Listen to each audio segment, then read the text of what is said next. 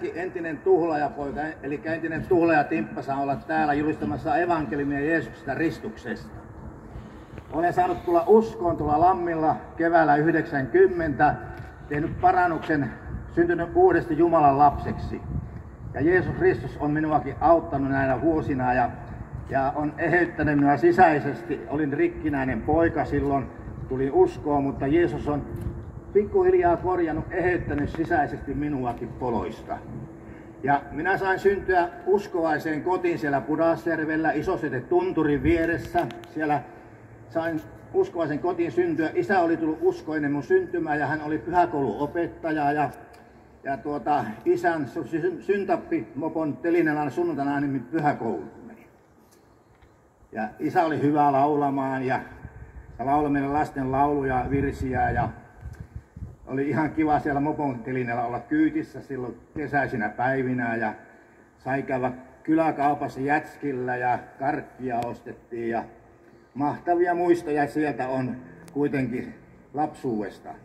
Vaikka isä oli toisekseen ankara isä, hän oli lakihenkinen lestatyöläinen, oli vähän ankara toisinaan, mutta kuitenkin sain kokea rakkauttakin hänen kautta ja äiti rakasti hirveästi. Äitiltä sai oikein semmoista Jumalan rakkautta. Ja niin se on tuo Sinikkakin, niin kyllä se rakastaa omia poikiaan kovasti.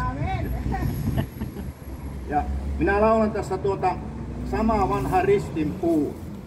Eli vaimo käski tämmöisen laulun opetella. Ja minähän olin oppipoikana ja mä opettelin sitä ja semmoista. Kiitos Herralle.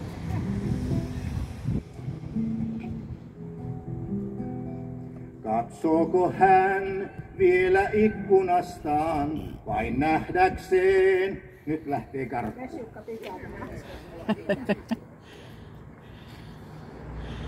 Otetaanpa uusiksi. Katsooko hän vielä ikkunastaan vain nähdäkseen yhten eksyneen? Juokseeko hän vielä meitä vastaan, kun tuhlaajan näkee palavan? Lausuuko hän vielä syytetylle, armahdetaan tänään kahlistaan? Antaako hän puhtaat vaatteet ylle, kun syntinen tulee itkien?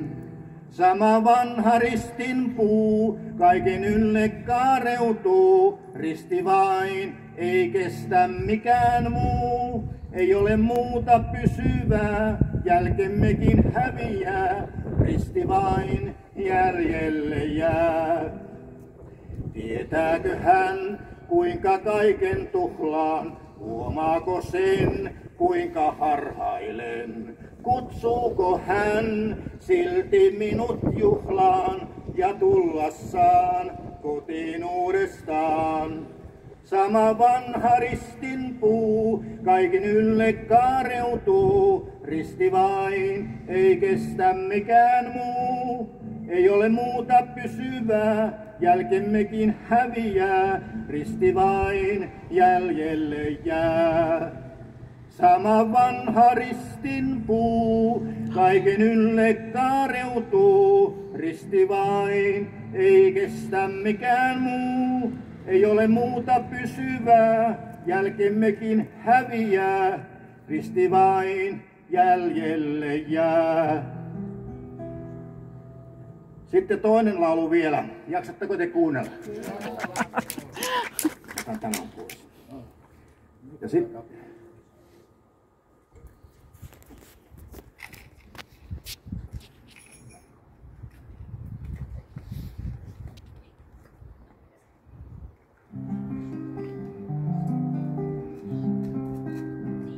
luottamukseen Jeesukseen voit asettaa, koko elämäsi hälle luovuttaa. Veri Jeesuksen nyt sovituksen tuo, Pyhä Henki sisimmässäs uutta luo. Usko Jeesukseen on enemmän kuin mielipiteet maan, se on enemmän kuin osaamme me ajatellakaan. Se on rakkaudella ojennettu käsi Jumalan, johon tarttumalla elää uskallaan. Monin rukouksiin vastauksen sain, monin vastausta odottelen vain. Vaihtuu anomukset aina kiitokseen, se totta on kun luottaa Jeesukseen. Usko Jeesukseen on enemmän kuin mielipiteet maan. Se on enemmän kuin osaamme me ajatellakaan. Se on rakkaudella ojennettu käsi Jumalan, johon tarttumalla elää uskallaan. Pyhän hengen voimaa tänään tarvitaan, pyytäessään sitä varmasti myös saan. Se tarkoitettu myöskin sulle on, ota vastaan tämä voima maksuton. Usko Jeesukseen on enemmän kuin mielipiteet maan. Se on enemmän kuin osaamme me ajatellakaan. Se on rakkaudella ojennettu käsi Jumalan, johon tarttumalla elää uskallaan. Taas meidän lähtiä.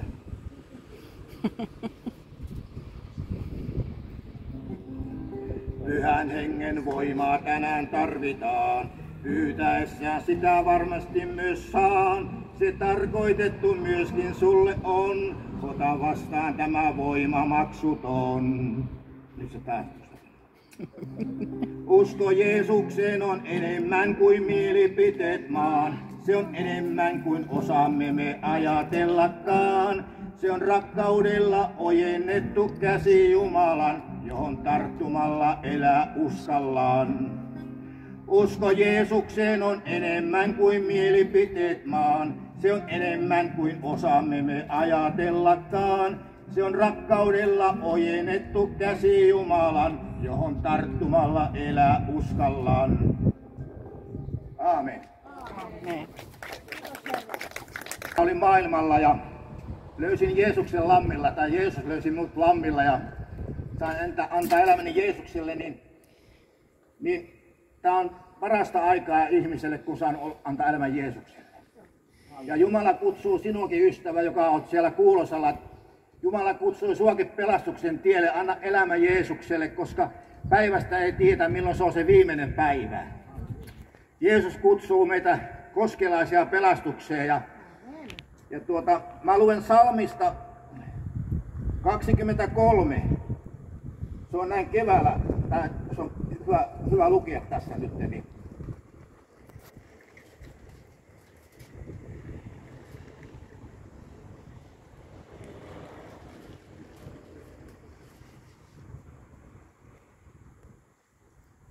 Salmi 23, Herra on minun paimeneni, on otsikko. Daavidin salmi, Herra on minun paimeneni, ei minulta mitään puutu. Vihreille niitylle hän vie minut lepäämään, tyynten vetten äärelle hän minut johdattaa. Hän virvoittaa minun sieluni, hän johdattaa minua vanhuskauden teillä nimensä tähden. Vaikka minä vaeltaisin kuolemanvarjon laaksossa, en pelkäsi mitään pahaa, sillä sinä olet minun kanssani. Sinun väkevä kätesi ja paimensauvasi lohduttavat minua. Sinä katat minulle pöydän minun vihollisteni nähden. Sinä voitelet minun pääni öljyllä. Minun maljani on ylitsevuotava. Sulla hyvyys ja armo seuraavat minua kaikkina elämäni päivinä. Ja minä saan asua Herran huoneessa päivinä loppuun asti. Amen. Ja tosiaankin niin, olen saanut olla uskossa nyt 34 vuotta. Ja olen tuolla Lammin helluntai-seurakunnan jäsen vaimon kanssa ja olen kokenut, että se on hyvä henginen koti ja meillä on hyvä pastori siellä. Että suosittelen sinne tulemaan kuuntelemaan meidän pastoria. Ja tosiaankin niin muutin Lammille silloin vähän yli 37 vuotta sitten ja tapasin siellä metsässä metsuriin, kun mäkin olin metsuri silloin, niin Nyypäkan taiston tapasin siellä metsässä. Niin hän rupesi todistaa uskostaan minulle ja mun työkaverille siellä metsässä ja minä ihmettelin ja kuuntelin sitä.